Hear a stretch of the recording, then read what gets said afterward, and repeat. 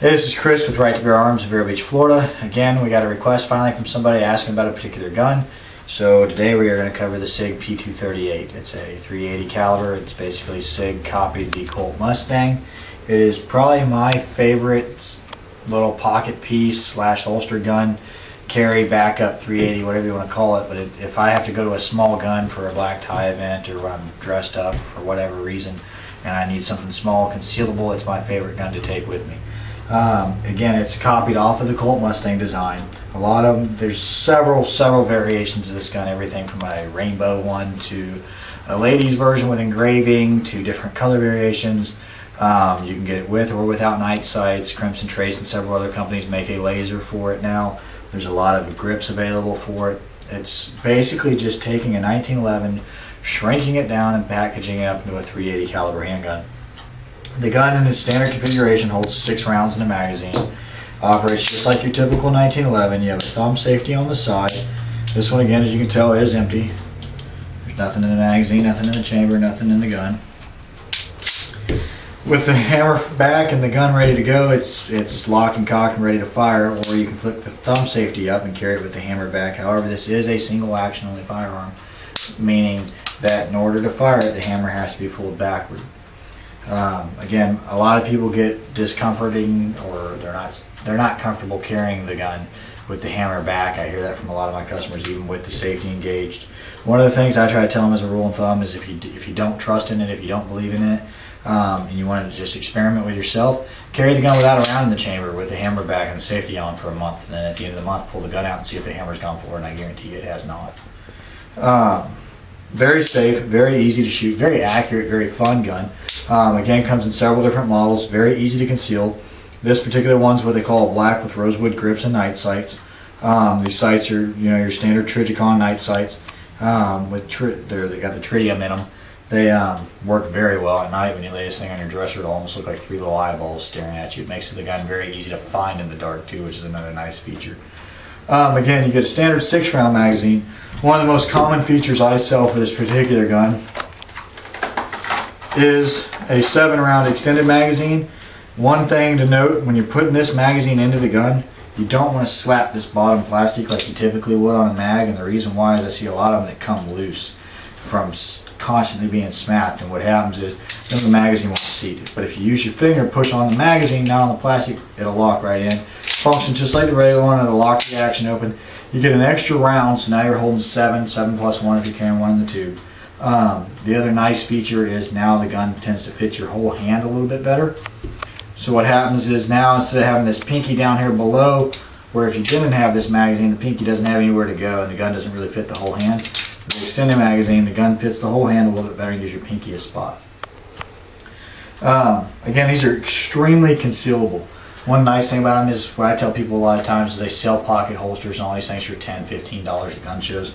I'm not a big fan of those, and the reason why is I think you're wasting your money. I take a standard beer koozie, flip it inside out, and then what I'll do is I'll flip the koozie inside out so that the lining that's designed to hold the can or the drink or whatever will grab the inside of your pocket.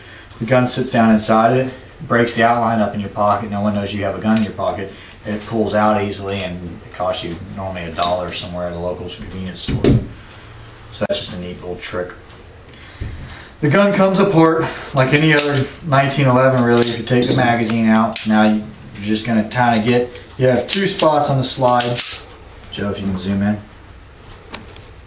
Again, you've got the slide lock opening, and then you've got a little half circle. You want to line, and on this side you've got the little ball protruding out, basically. That's the other part of your slide stop or your slide lock. If you push this back, Joe, if you can zoom in and see what I'm doing here. You want to push this back and get it aligned with that little half circle on the slide. Once that's done, use your other finger to push up on it. Now if you got good fingers, you can just pull that right out, or you can use a small screwdriver to do so. Once that's done, just pull it apart.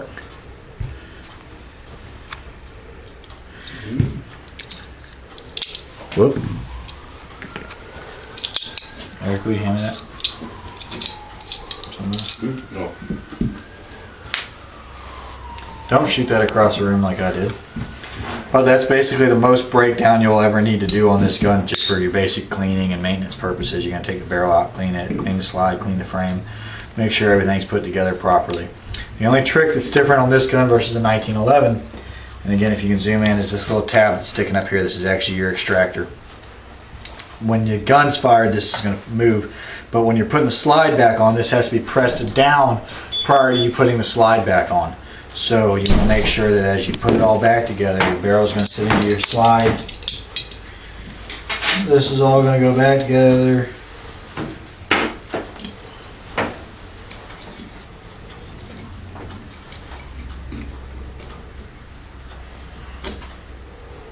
Nice and neatly.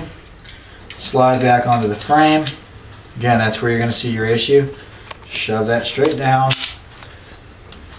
You're going to look for the hole in here to all be nice and clear and lined up till your peg gets through. One common mistake that drives gunsmiths and any gun enthusiasts crazy: people put this down here, then they rake it all the way up till it snaps into place. This is the worst thing to do because it kills the finish on your firearm. If you just get it aligned, get it started, push the slide back to your half circles lined up, then shove it down through. Gun's back together. Again, Sig P238, 380 caliber. They came out with a 9mm that's just slightly larger than this. They're starting to show up on the market now. I've heard that they're going to be readily. I'm actually a Sig direct dealer, and I've been told from Sig that I'm going to get my first batch sometime around the first of the year. There's a few floating around now, but again, they're hard to find. Realistically, unless you're just determined to have a 9mm, the 380 is no different. Ballistically, when you're shooting this sort of a barrel between a 9mm and a 380, they're both going to do the trick. Again, I just want to emphasize, probably the best pocket pistol you can buy. They're the #1 seller in the US as far as I know. They're extremely easy to rack, is another important feature to point out. A lot of people have a hard time with this, with a lot of the smaller guns, especially women or older people with, or guys with bad hand strength. The gun is fairly easily, I mean, the slide's just simple. This one's never been fired, and the more you shoot them, they break in. Another interesting note, I know that myself personally and friends of mine have put 2,500 to 3,000 rounds through one of these guns without cleaning it to see if it would malfunction, and never had a problem. Sig does recommend a spring change. I think it's after 1,000 rounds. I just did that in my personal gun. Another thing, again, they come in a wide variety of finishes. Another interesting thing to point out is, I'm 6'1", 200 pounds. It's easy to hide this gun on you no matter what shape or size you are or however you're dressed. I can hide one. The whole video I've had this one underneath my shirt. Another interesting, this is what they call the HD. There's another option on their finishes. Safety's on, sorry. This one actually has an all steel frame versus an alloy frame. This one weighs considerably more than this gun. Even unloaded, it's heavier than this gun is loaded. Some people like that just because they like the heavier feel. It's just a personal preference.